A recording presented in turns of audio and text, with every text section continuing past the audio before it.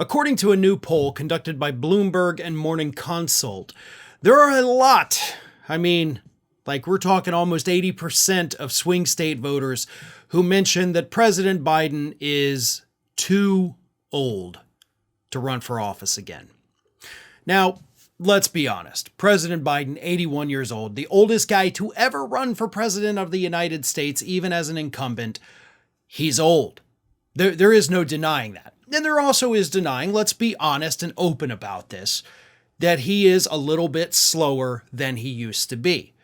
But does that mean he cannot do the job? That is the question that voters are going to have to answer this coming November.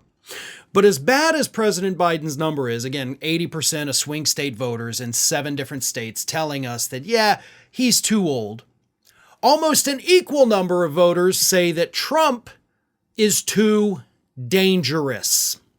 And even though Donald Trump still holds an edge in all 7 of these swing states, even when all of the other candidates running for president are factored in as well, so Trump is still winning in these swing states according to this poll, a majority of the voters also say he's too dangerous. Now, this poll also showed us that there is a lot of undecided voters. And it also shows us that an overwhelming majority of the undecided voters say that Trump is too dangerous. So if you factor in all of those undecided voters and you look at these individuals, which also includes a lot of moderates and independents who are leaning one way or the other, but say Biden's old and Trump is dangerous. Anyway, these voters, when it comes down to it this coming November, they're going to head to the polls. And they're going to see those 2 names at the very top, President Biden and Donald Trump. And here's the decision they're going to have to make based on this data from this poll, which only has a 1% margin of error, which is literally the best I've ever seen in any poll ever. So I'm trusting this poll. So again, voters go to the polls November. They look at those 2 names. They say, well, this guy's really old. This guy's really dangerous.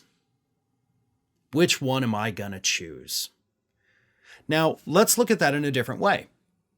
Suppose you're getting on a bus, okay? And there's only 2 empty seats. One of them is next to a really, really old guy. A guy that you're like, oh crap, if I sit next to him, he is going to have some kind of health issue. He looks half dead. I'm going to have to take action here. Oh God, I don't want to do that.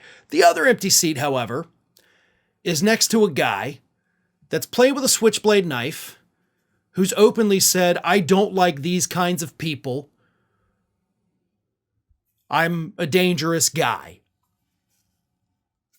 Which seat on the bus are you going to take? I think it's a fairly obvious answer. Everybody's going to say, well, I don't want to deal with the health issues of this guy, but I don't want to get killed. So I'm going to sit next to the old guy. It may not be the best decision. Maybe nothing happens. Maybe nothing happens if you sit next to the guy with the knife.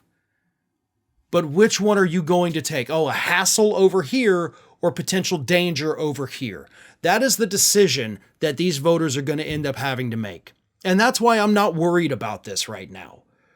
You know, if we're still seeing these same kind of numbers in September and October, then sure, yeah, we got a problem, folks.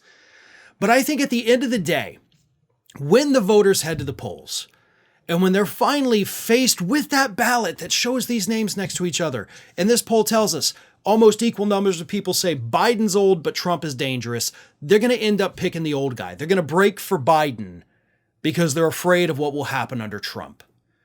And let's not forget that all of these polls become meaningless because even this one showed that half of those swing state voters say, I will not vote for Trump if he gets a single criminal conviction. And they even said, by the way, it doesn't matter which trial. If it's the hush money trial and he gets convicted, I'm done.